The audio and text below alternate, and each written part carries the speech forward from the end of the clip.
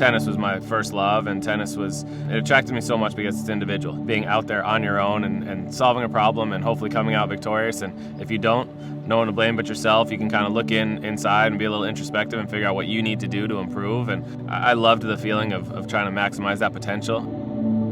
I'd say I was probably a little late to the party with knowing or thinking about pro career as a possibility. When I watched the US Open when I was a kid, I never thought that was even a dream. And then I just put my head down and worked. I always felt like I had to be the hardest worker at every level.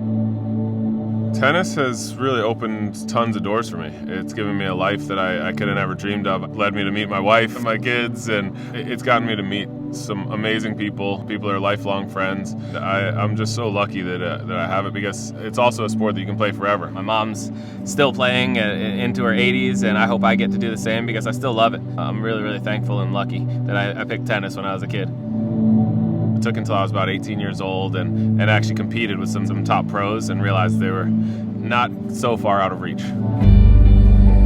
I didn't want to set a ranking goal of I want to be top 5, I want to be number 1, I want to be top 10, because I didn't want to feel like a failure if I got to number 11 in the world. But I also didn't want to feel like a success if I got to number 9. So I wanted to just see how good I could be. And that was my main ambition. Whatever happens, at the end of my career, I hang up my rackets and I'm content with how I did. I know I left it all out there. I did my absolute best. I'm proud, and I didn't have any of those expectations going into my career. My biggest challenge in my career, I would say, is dealing with injury and illness. I had a rough 2004 where I actually broke my neck. My father passed away, and then I got sick with zoster, where it attacked my facial nerve. And so that was a really awful time in my life.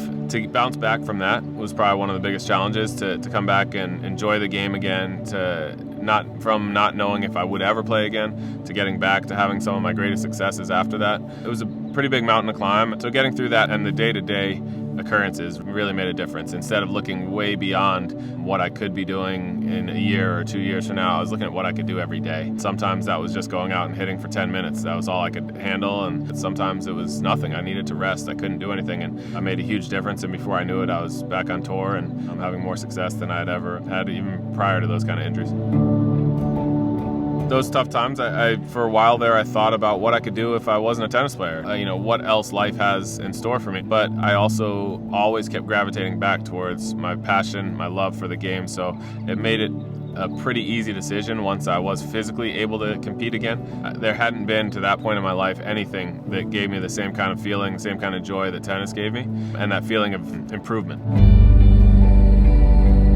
Winning a Davis Cup title, those few opportunities you have to be a part of a team playing an individual sport, is pretty special. And then to do it with guys that are lifelong friends, all of us together, kind of united to bring the cup home to America, that was a ton of fun. It's a moment I'll never forget, and to get to share it with friends is pretty special.